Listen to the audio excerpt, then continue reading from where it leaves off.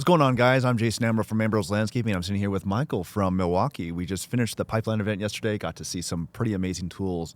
And so we're going to be talking about hedge trimmers, pruners, all that stuff. That's kind of your wheelhouse, correct? Yes, that's correct. Okay, very good. So let's talk about, I guess, the new stuff. That's what everyone wants to know. Sure. Yeah, so we are very excited to introduce 5 new hedge trimmers into our space and really just enter and get started within hedge trimming. So first off, first program we're looking at is going to be a life cycle and our next generation of our handheld M18 FUEL 24-inch hedge trimmer and an incremental 30-inch solution as well. So for these, really, we see this as a day in, day out for a lot of people who love that handheld control. But we totally did a re-up design compared to what we did on our first generation with really power and performance and features in mind. When we were talking to users, we said, what do you want to see in the next generation? And very loudly in back, it was 3 answers. It was more power, bigger blade set for better performance, and more added on features for ease of use. So we looked at that power. We're now delivering 2 times the performance of what we previously had on our first generation, and way more aggressive blade set with power to cut 1 1/4 inch branches, which before we were just looking at a single-sided blade with 3/4 inches. So adding in a whole 1/2 inch on top of that for really best-in-class performance and power when cutting. Next, we can look at just the speed of application, especially through rougher cuts when looking for overgrowth outside of just trimming. We're able to provide faster cutting with up to 50% quicker application speed than any type of competitor, whether it be gas or battery.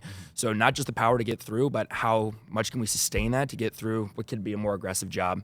And then lastly, too, when I talked about those features, we wanted to provide more control while not compromising on clean cuts. So we were very excited to add in something like a rotating handle, which was a non-negotiable when talking with end users about what they wanted to see in the next generation. Things like keeping the center of gravity back towards the user for better control, adding in our clipping sweep attachment, which you saw, which is going to be really ideal and kitted with each product for any type of thin boxwood or any type of smaller shaping to really clear that out of the way so debris doesn't fall in and die. So a lot of those smaller things we want to add in and still with those double-sided blades provide clean cuts for the user.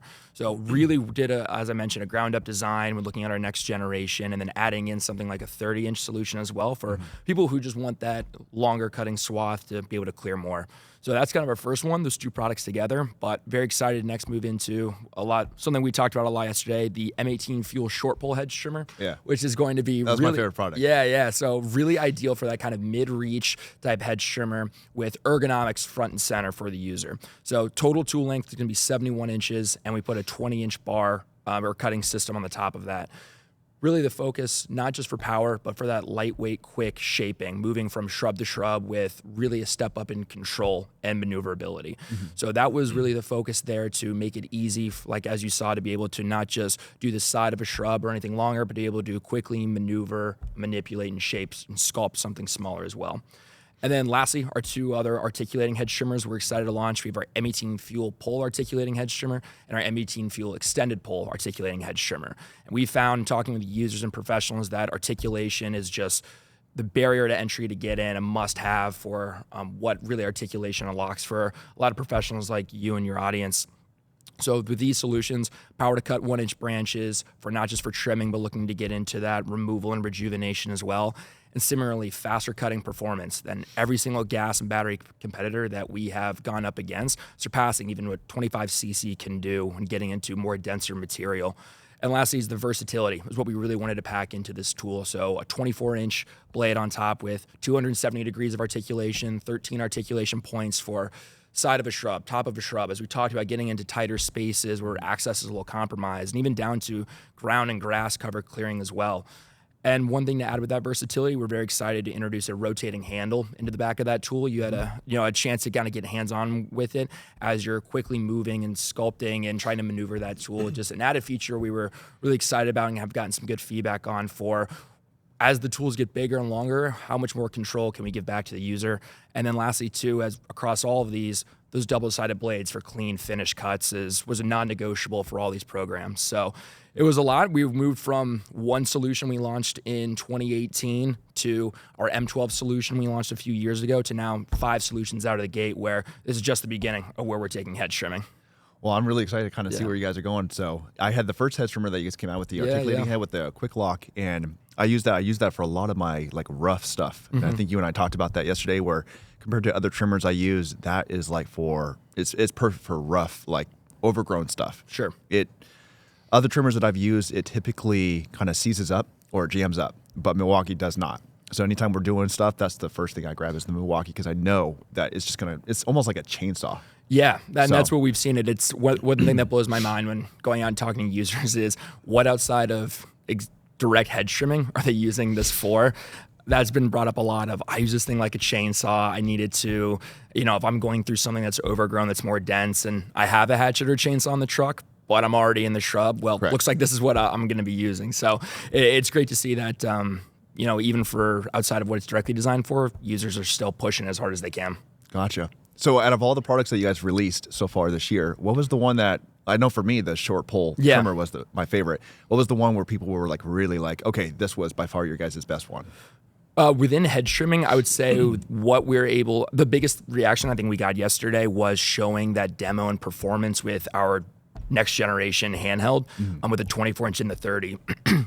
Being able to go through the 320 3/4-inch dowels within under 5 seconds compared to a leading gas competitor we have that was constantly stalling and damaging the vegetation and then slower application speed as well. That was probably the biggest aha moment that I saw, and the largest reaction to what we're now able to deliver on something, the M18 system, and why in a good way it's taken so long from 2018 to now in 2024 to not even look at it as a life cycle, but this is a completely different ground up design tool and showing what we're capable of on M18 with Forge technology. That was probably the biggest aha that I saw. That's awesome. Yeah. Yeah, I was really impressed with, like I said, that shrill pull trimmer. Yeah. I got to keep coming back to that. Let's talk about it, yeah. Like I said, it's funny because you and I, we had talked about one of the issues that I had previously with the old quick lock attachment hedge trimmer was the handle. So you and I got stuck talking about that quite a bit, about it adjusting, and so I was really surprised. So the short pull trimmer, it clearly, like what we discussed, it has its pros and cons. It has its place. It's like with the articulated hedge trimmer, and I just love the fact that you guys were able to have the handle as close to the blade as possible, because legally you guys have to keep it a certain distance, right? Correct, yes. Because for me, it's as close as possible because you have more control. And I think I told you when you go to hedge trim, if the blade catches a branch, sometimes they'll cut into it. If you're doing a really beautiful hedge, once you cut in, you're kind of screwed. You can try to blend it in, but once it goes into the yellow or dead, you're kind of done. It's tough to hide. So where did you see you had the short pull, then you had the medium one, and then the large one, right? Yeah. And I think I mentioned last year about doing some kind of adjustable articulating hedge trimmer that kind of similar to your pull saw or the chainsaw, right? Yeah. Do you guys see doing something like that? Because rather than having a fixed blade where you have to purchase all three kind of units, would you rather just have that all in one unit, or what do you think? Yeah, that's something that has come up as we get into longer tools. We look at something like leveraging telescoping technology that we put in our pull pruning shear and our pull saw, et cetera. We know that kind of as a ground up smaller, the low hanging fruit of the handheld hedge trimmer, then do a medium pull, and it seems like it's just going to get larger and larger. And how can we make that easier? And how can we make that investment easier as well? It's something we're definitely very interested in. I would say we're going to take that out in the field and see what feedback we can get, and what something like a potential attachment type system on a telescoping pole, that's feedback that we absolutely want to hear, and something that if we haven't been considering, but someone like you who's doing this day in and day out, and your audience is saying, well, that's where we need to be investigating. So I would say it's definitely on the radar, and something that's, I wouldn't be surprised in pipelines for years to come if we're sitting here talking about that one day. Yeah. Yeah. No, I'm excited about that. So what would you say with the features that came out of the new trimmer, what was your favorite one? I would say on the new trimmers, for what we did on the articulating and the handheld, is the rotating handle. That was one thing when we looked at what we wanted to do, starting the handheld space with Gen 1, we looked at where technology, from not just performance, but feature technology and ergonomics being a focus, and ease of use, really starting to take the lead for what users wanted to see and what we heard for hedge trimming. It seemed like at first, the first frontier was power and runtime. That's what we really needed to hit and deliver for the professional. And once we kind of climbed that mountain, it was, all right, what's next? And it was ergonomics, ease of use, things like sound vibration, all those things to just make the overall application easier. And it was very loud and clear throughout research that rotating handle needed to be incorporated in.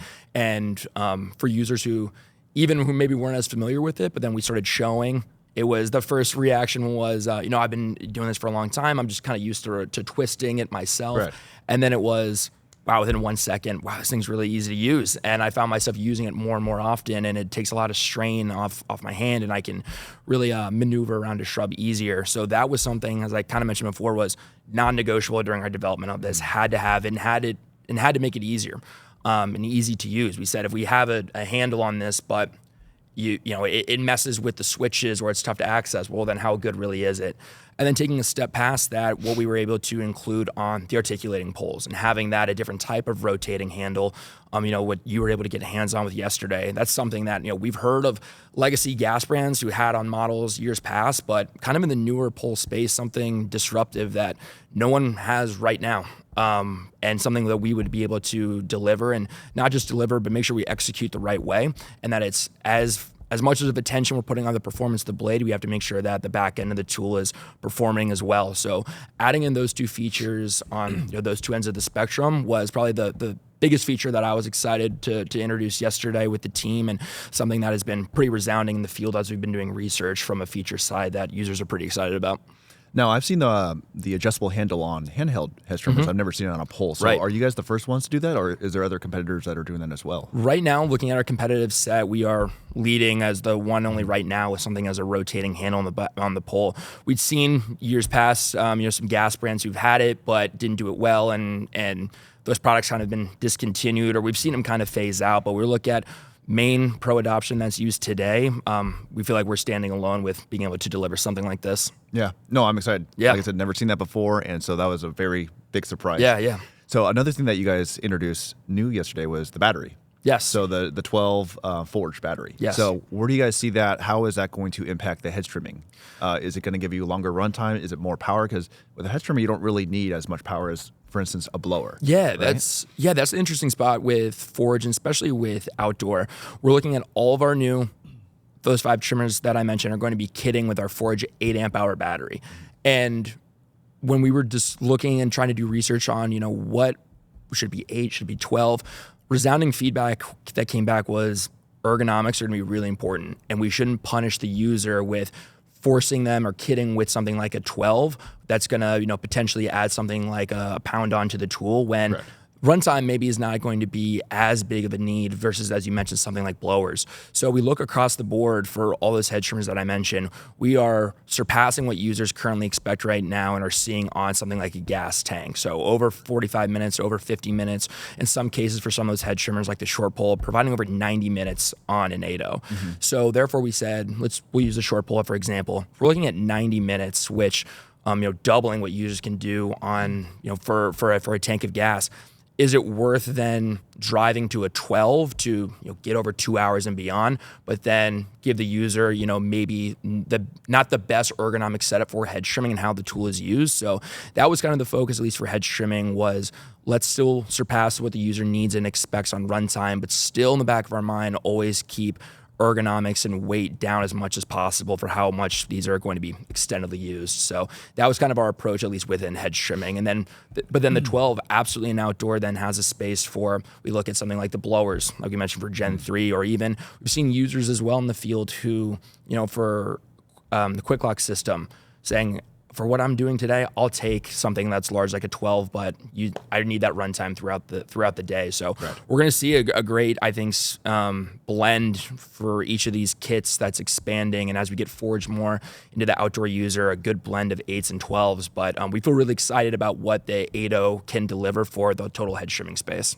Now, the 90-minute runtime on the 8.0, is that at the lowest or highest setting? So that is, so across the board on these, they're all going to have one setting. Okay. So yeah, we don't have any speed select or variable speed.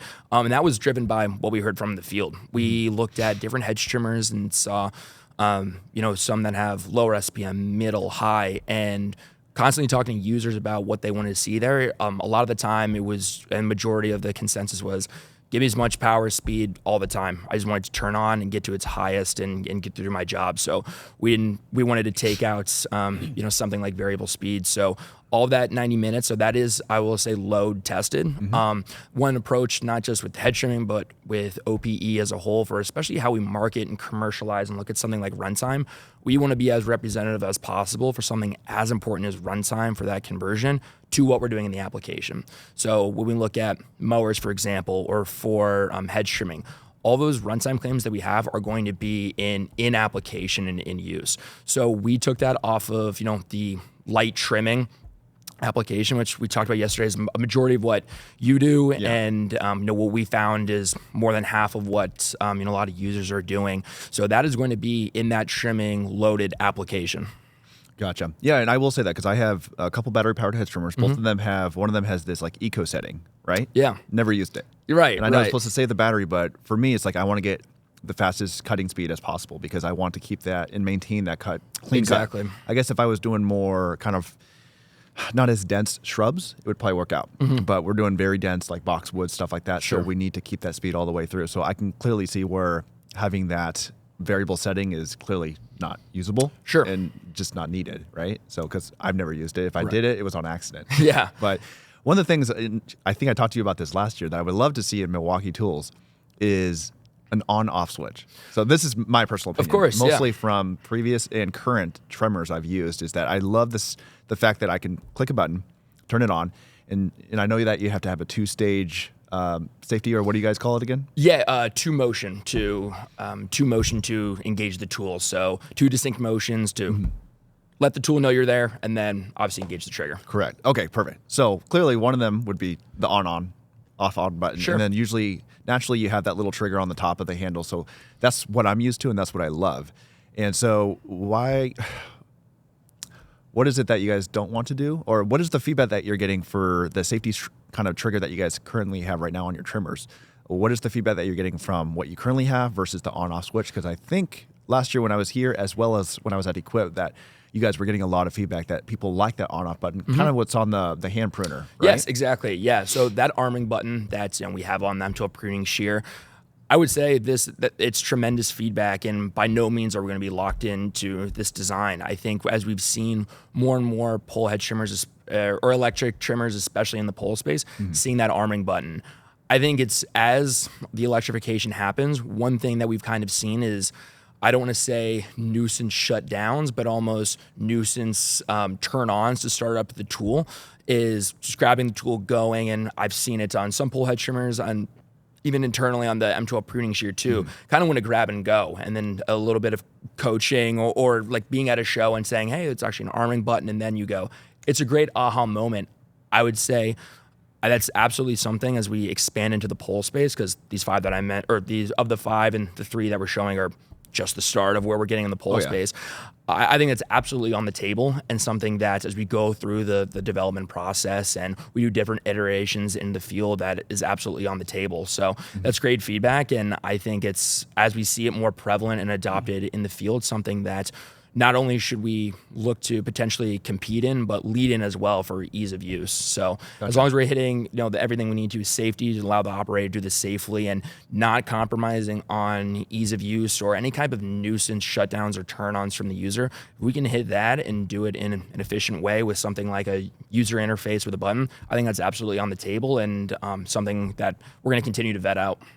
Yeah, one thing that you and I talked about, and I mentioned about this yesterday, which is you guys clearly get a lot of feedback. You guys get a lot of feedback whether you're going out into the field or I don't know where you guys kind of get it. That's something we'll talk about in a little bit, right? Is at what point do you say, okay, well, there's this majority of people that want it this way and this want it this way. So who kind of gets their way? How do you guys decide that? Yeah, it's a great question, and it's a tough one. And that's not just for hedge trimming or outdoor. How many people do I have to get on my team to say, let's do that on-off button, to right? get your arming button? Yeah. Well, sure, you can get a hold of me a lot. Okay. To really pepper me and say, hey, a lot of people are saying this. But no, it's a very diverse approach where we have, especially in the outdoor side, with yourself in Washington, the West Coast, and the Northeast, and the North, and the South. We have a really wide user set that we're looking to please and delight for features and performance and how the tool design goes. So it's an ever-evolving process. I would say we absolutely look for something like as a strong consensus. However, one thing I will say is kind of exactly what we just talked about. One great thing, and one thing that myself and the team obsess about, is the feedback that you provided yesterday, what you like, but what are we still leaving on the table? Yeah. And that's what kind of comes out with, we know we're not going to get 100% of users every single time when we're going out and doing research. And it's as we're doing research, and at least for myself, it's great when you start getting feedback in one direction and we're like, perfect, this consensus is building. then I'll go and see the next person and they say the complete opposite. So we do look for, I would say, the consensus, but it does also then spin off into where can we reiterate and do a different design later, or where can we do a fast follow. So it's, hey, we know that's we're going to go in the direction this time. It's probably the right thing to do for the majority of the users. But in a positive way, we still have a lot of users that we can do another iteration of to close that gap and get us as close to 100% as possible. So I would say at least our approach is not going to be we need to hit 51% and that's it. It's what is going to be the right thing for the user, regionality, where we're seeing the largest focus for where we need to hit for that user, if it's a region, if it's a type of application. But then always keeping in the back of the mind and being paranoid is what's still out there and what's going to be the next short pole hedge trimmer that does have a rotating handle or something different. And I think that's what really, as you start to then look of these products start to look a little similar as we continue to grow the category, but they're going to be different and really start to get niche and focus in for different articulating or different handle or different short poles with a different SPM or a feature or an arming button or a cut capacity or a blade length that is really going to start to build out the category. And then that's great if someone like yourself say, that's great, you have 20 hedge trimmers, but this is the one that I want. Correct. That does exactly what I need. So that's how the approach that we kind of take of let's get it right this time and see what we can capture, and then gets us excited for what it really is a guiding light for what we need to do next. Yeah, you had mentioned a little bit when you were talking about that. It's like the diversity within the United States is so different. Yeah, so with lawn absolutely. care, we have warm season and cool season grasses. So the way that we mow up in the north is different than the way they mow in the south, right? Sure. So when it comes to hedge trimming and those kind of tools, how do you guys divide that in the country? Do you do west versus east? Is it north versus south, or is it north, east, southwest? How is the hedge trimming done differently in the north and the south, and how do you apply that with your products? Like, what do they do differently sorry, there's probably a lot of questions, but what do they do differently, or what do we do differently in the north versus the south? And then how do you kind of bind those two together to create a product? Yeah, absolutely. And it's, when we look at the north, south, east, west, well, one thing, I'll take one step back. One thing that helps us identify that we're really excited to leverage is our landscape solutions team, our dedicated sales team that is front user facing all across the United States. So having a dedicated team who is right there with the user in Washington, California, Texas, Florida, you name it, who then is able to be a direct lifeline into us and say, hey, Michael, we're seeing a really unique hedge trimming application for using this to cut perennial grasses on the side of a highway in California. That's how they're using the tool. And if we didn't think about that before, we need to do that now. So we first established that no pun intended, that pipeline of what's coming through for applications with having boots on the ground with our landscape team. But then from there, it's, as you mentioned, what's different. I would say, in my own opinion, the north versus at least the south or in the southwest is how much that triggers on the tool all year round.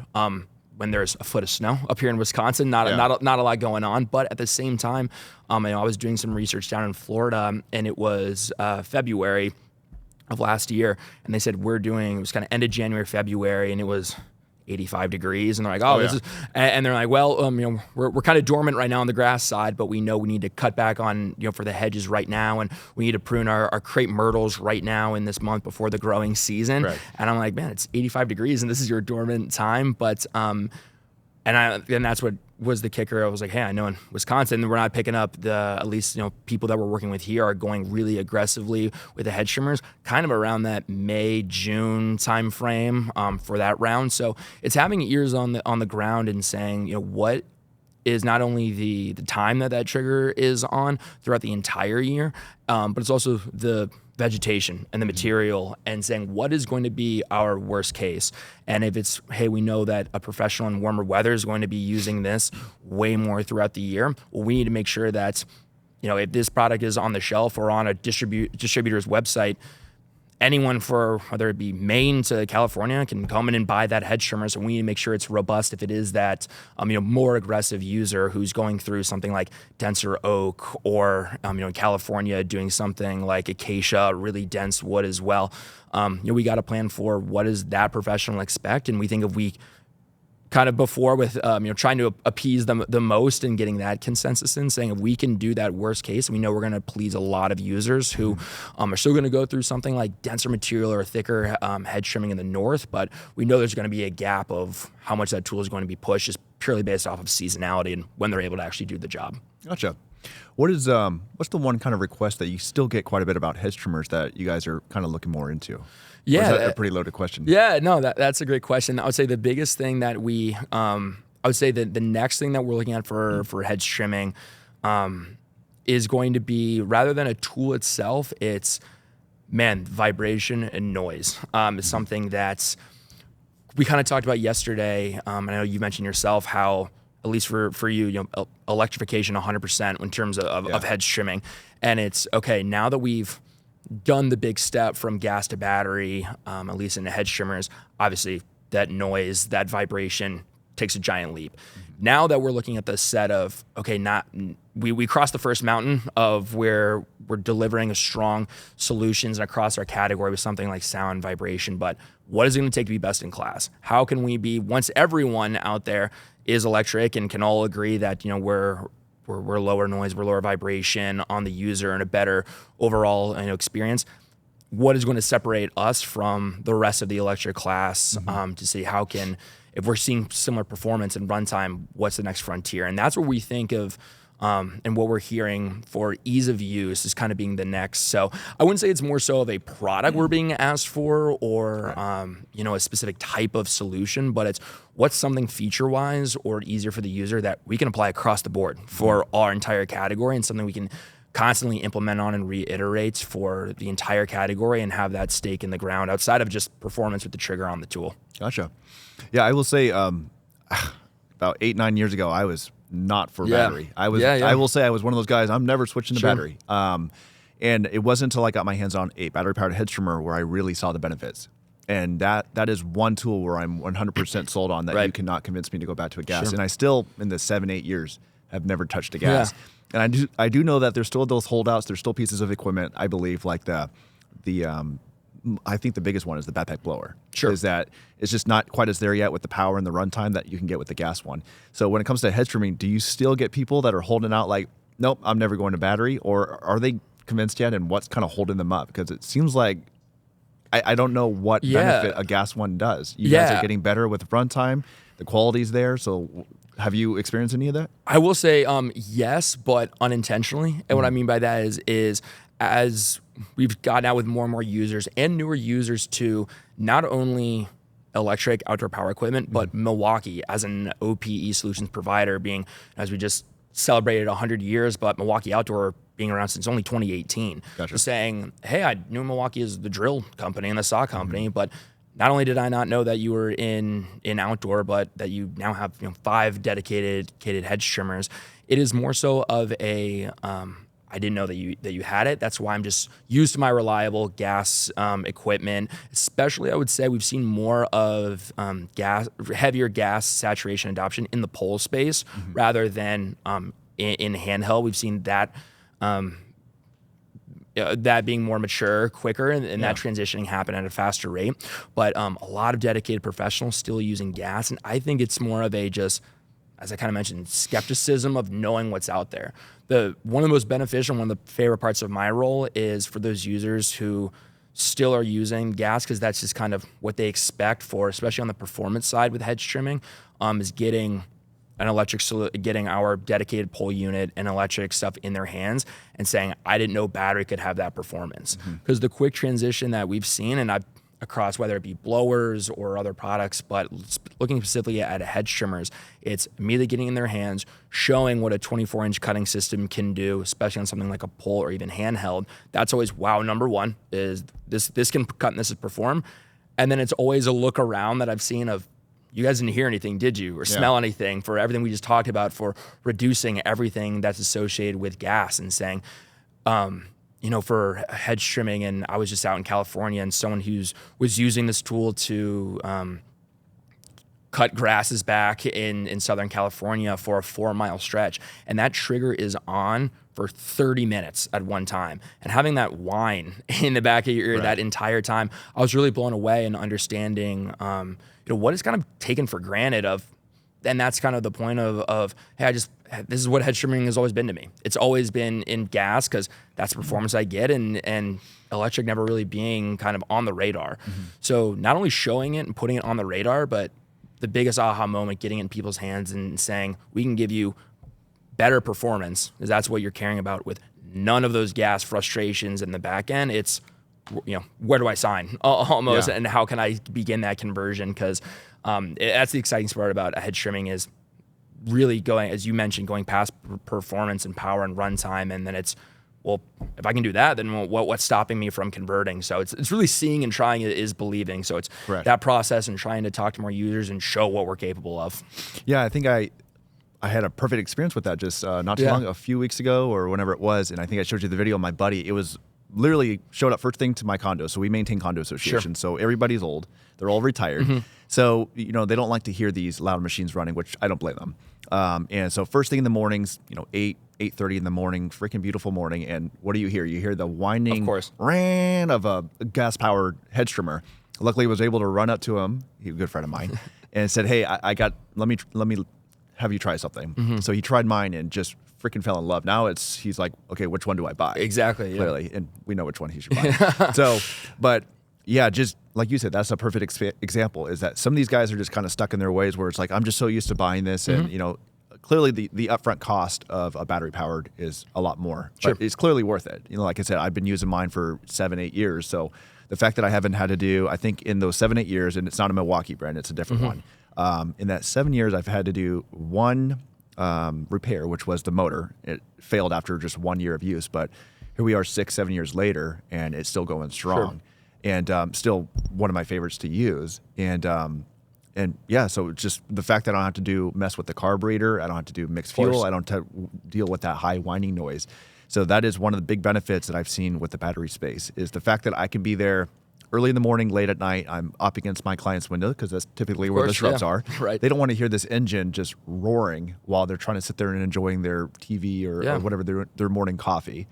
Is coffee pretty big here in Milwaukee? I would say it's pretty big. Is it really? I would say good. Yes, that and energy drinks, I would say. Because Washington, we're known so you for guys our coffee. That's you guys, yeah. Oh my gosh, there's a coffee stand on every corner. It's ridiculous. Every friend of mine wants to open a coffee stand. But anyways, that's a completely different story. Yeah, usually our coffee here is usually grain and barley and beer. But our version here in Wisconsin. Kind of a different coffee. Yeah.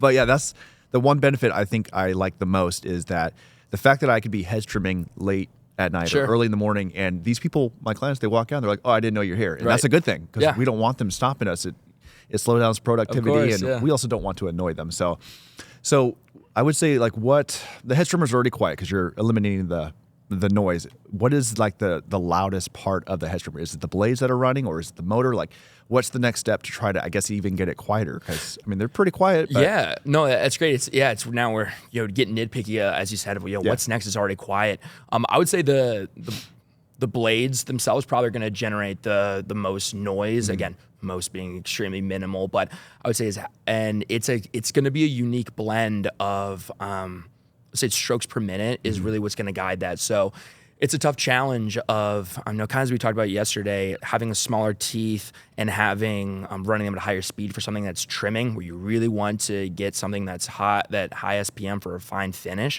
It's kind of then the trade-off of, we can move these things really quickly, but hey, we got metal on metal moving really quickly. So it's, what can we do from a cutting system optimization to reduce sound?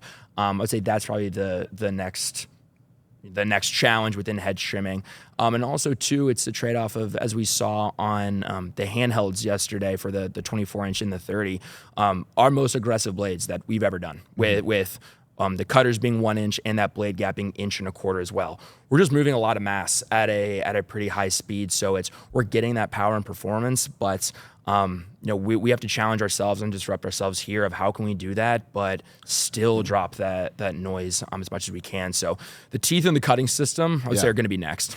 That was one of the things I mentioned to you yesterday, is that the demos that you guys had with the shrubs, the hedge trimmers are perfect for large, overgrown, thick branches, right?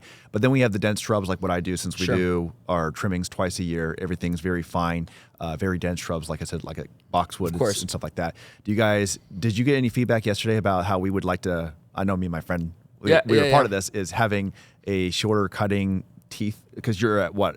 What'd you say? An inch? Yeah, so an inch on the poles. It's going to be an inch by an inch. So I think we mentioned that we would like to see a smaller gap with a higher cutting speed for that very dense stuff. Yeah. Did you hear anybody else talking about that? We've heard that not just yesterday, but through research as well. And something I'm very excited about, and I'll kind of allude to kind of what's next for Milwaukee hedge trimming and for our strategy.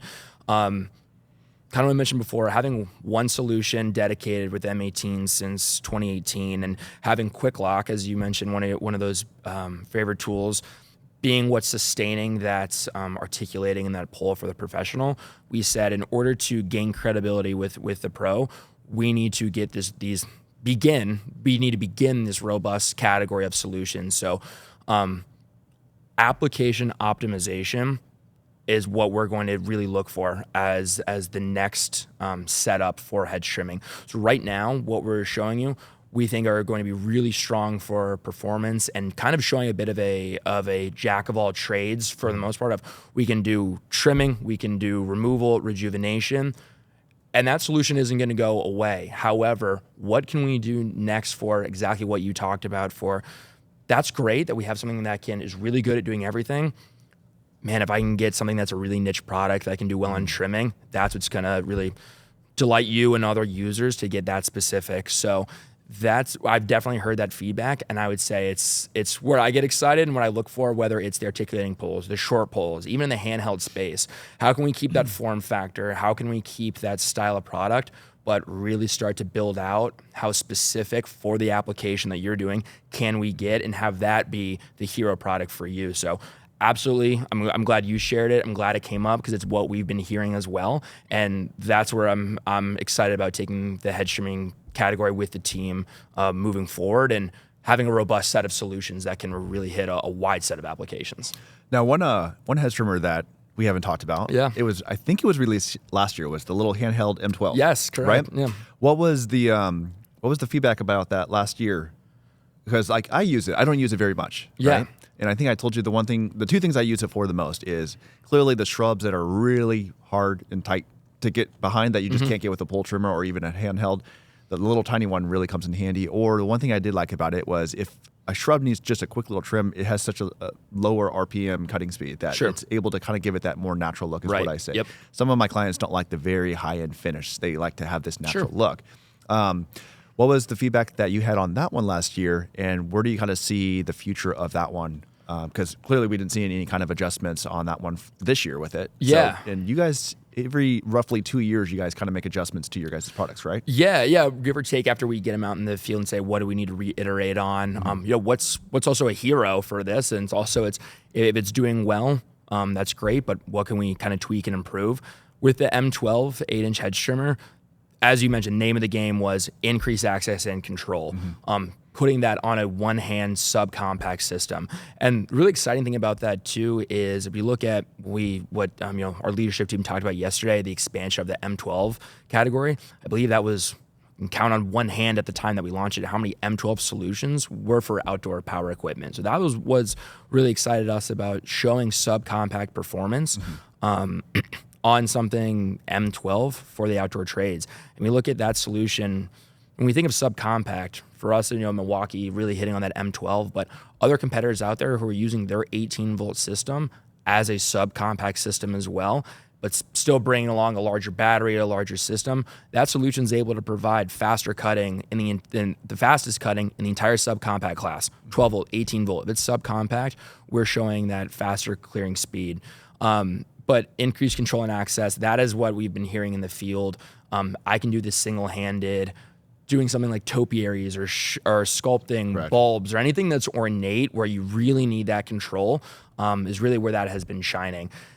Now, kind of to allude what you mentioned, what that has gotten us excited about is where can we take that subcompact, small form factor in hedge trimming moving forward? Because everything we showed those 5 solutions yesterday, two-handed, larger M18, but how can we really complement that and have supplemental solutions, whether they be M12 or even M18? But what can we do single-handed? What can we do with a smaller bar for touch-up jobs? So if you're in a tight access, or if there's one shrub that's left at the end of day or something that you miss, rather than lugging out an entire articulating pole or even a larger handheld, how can we get something real quick on a subcompact M12 or M18 to, again, give you that lightweight control for something like a small touch-up job? So it opened our eyes for sure to, hey, we think subcompact is something that's, and smaller form factor is something that we don't think is now going to go away in the hedge trimmer space. So we think that balancing that type of compact form factor with those larger workhorses on M18 we showed yesterday is going to be a really nice balance for the category. Do you guys have any hand pruners that are not battery powered? I don't think I've seen that, right? No, not currently. Okay. So I know that Milwaukee has really been kind of stepping, not necessarily in the lawn care, but in like handheld tools with screwdrivers and stuff like that. Do you guys see yourself making the hand pruners that are not battery powered? Yeah, it's interesting because when we looked at that M12 pruner, it was biggest frustration that we were seeing was the fatigue, everything negative associated with going through dense material, and that's what really led us to be industry leading with something like that M12 pruner. Now we know as well that what we've shown in our dedication, at least in M18 and M12 for the outdoor trades, one immense advantage we have then in Milwaukee is everything else that you'd see from what we showed yesterday with accessories, hand tools, etc. It's gotten a lot of excitement for. We're really entering and growing and rapidly with battery in the space, but what can we do to complement from the accessory, from the hand tool side with pruning or hand saws? I would say we're just getting started with pruning and hedge trimming and really trying to say, well, how can we disrupt out of the gate and show those incremental new solutions with battery? But it's something we're absolutely laser focused in at for what are those everyday on your hip solutions that we can not only, and I want to say not just fill in, but show up and make a splash in a big way and innovate on. So I think we're just getting started in this space, and we'll be excited for future pipelines to come as well. The hand pruner, that was one thing I kind of questioned at first. And so I remember when that came out, I was like, okay, that can be kind of cool. And it's just like what we talked about earlier with the hedge trimmers. It's kind of once you try it, you're like, oh crap, this is actually really cool. Like that's the one tool, that tool, and clearly a hand pruner that's not battery powered. Sure. When I go to do my pruning, those are the two things I'm now carrying. So before I used to have to carry a handsaw. Yeah. And now I just have this hand pruner, and I've had clients walk by and they're like, where'd you get that? Yeah. And they wanted to go buy it themselves too. My employees love it. So that was another surprise. So I'm very curious to see what other new tools you guys are thinking of, or what's kind of in the pipeline right now. Yeah. Right? So at least we talked a lot about the hedge trimming, pruning space. Something one of the categories I cover that I get very excited about. I get pretty passionate about hedge trimming, but pruning, it's really the Wild West in terms of everyone in the industry has been so focused on manual for so long. If we can come in and disrupt it in a massive way with battery, whoa! Like this could really set us up well for success. So that's something that's the M12 brushless pruning shears was a tremendous and it has been a tremendously successful product and a launch. And as you kind of mentioned, it's my favorite in terms of the reaction I get from users. Yeah. Some who yesterday had heard about it, and obviously you saw we had it in our trailer setup, but didn't have it over at the hedge trimming section. And I turned my head, and people were going over in the trailer, grabbing it and bringing it over, and said, "I've been dying to use this," and using it on the shrubs that we had there. So it's I'm really excited about the category and how we're looking to expand, especially in the electric side for pruning. Right now, having two solutions with, as we just mentioned, the M12 brushless pruning shear and the M18 brushless telescoping probe pruning shear. But as I mentioned with hedge trimming, category coverage, robust set of solutions that we're just beginning with, there's a lot of roadmap where we can go, at least on the pruning side, that I get pretty excited about. And name of the game being how can we reduce that form factor as much as possible and reduce that fatigue. And the number one thing that we're coming back in injuries and cramping in hands and carpal tunnel of that is, man, if we can do this right, this can be pretty innovative and pretty disruptive. Yeah, the one thing that we actually haven't even touched on, we've been so focused on the hedge trimmers because that was just something new this year. Last year was the telescoping pruner. Yes. That was another thing I was really excited about because in the past, that was, again, one of those things that you use manually. I've used those over the years where the ones that have the rope that you have to pull down, I mean, I hated those things because you're sitting there placing the pruner up into the tree and the rope is getting caught around branches, especially if it's a very dense tree. I've had ones where the rope kind of goes through inside the tube. They didn't really last long. Yep. And when you talked about people getting injured, one of the things that I did stupidly was I was trying to cut a bigger branch than I was supposed to, and I wound up putting the end of the pole on my chest right here, pulling it. Well, I wound up doing something to my chest. I tore a muscle because I was in the hospital and trying to figure out what the heck was going on and realized that's what it was. So that's where one of the things that I love about the battery-powered one is that it eliminates injuries, stupid injuries like that you should not be doing. But like I said, it makes it easier. There's no cable, there's no rope or nothing that's going to get caught. You can place the tool right up against the branch, cut it, you're done. So yeah, that was another surprise last year.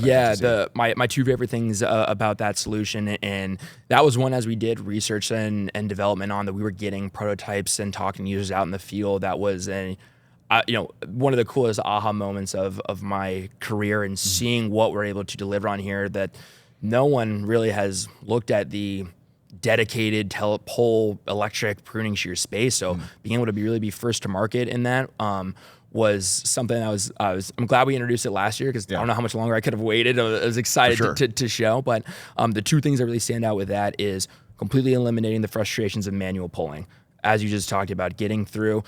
And everyone says the same thing that I'm glad you mentioned too, going through a branch I probably shouldn't go through, or something denser.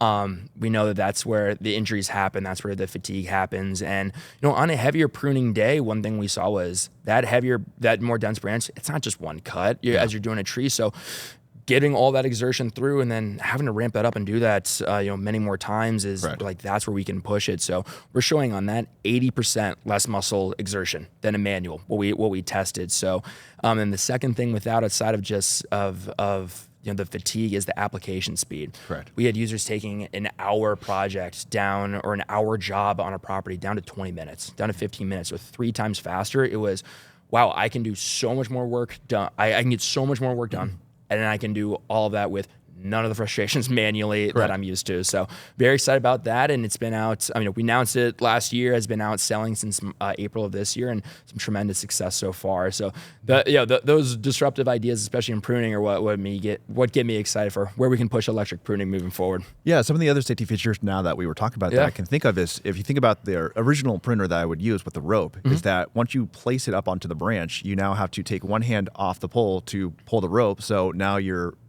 focusing on so many things. You got to get the correct cut. You got to worry about this branch coming down. So with the battery power, you have both hands on the tool the whole entire time, where your main focus is just getting cut and not getting hit in the head, which I've done that in the past. It's not fun. And, so I can see some really big benefits of the battery, and I'm excited to see, because like I said, I know like every 2 years you usually come out with a new updated tool. And so I'm excited to see what new feedback. And I guess we can just kind of end on this stuff, right? So what is the feedback on the pruner that you really gotten that people are wanting to see different? I think I mentioned that with the hand pruners I've used in the past, the telescoping ones, they had kind of a hook where you're able to hook it around the branch, where now it puts the weight onto the branch rather than having to hold it with your arms. That's something I would, I talked to you about. That'd be kind of cool to see, because now that it's battery powered, it's, especially when it's fully extended, that's heavy, right? It's above your head. No, so being able to hook it on there, where you put the weight onto the branch, you can get your clean cut, you can focus, and like I said, it's another safety feature. So what are some feedback that you've gotten from that, and what do you think we could probably see maybe next year, right? Exactly. The feedback, I would say I can put the M12 and M18 together in this lens. One, kind of we talked about, what's incredibly disruptive about these is the short-term fatigue reduction for the user. Getting through, multiple cuts on that one job or that property for that first hour, 2 hours. And then it's kind of what we want to push next and gotten feedback on is, how can we really take a step forward in long-term fatigue reduction, using that tool for 8 hours a day, rather than just that short term of, hey, this first couple cuts and this first property is great. But having these electric tools, after a while, it's, let's focus on long-term fatigue reduction with the ergonomics. Exactly what you mentioned. How can we mess with the cutting head to put less strain on you when you're in the canopy of a tree and doing this all day?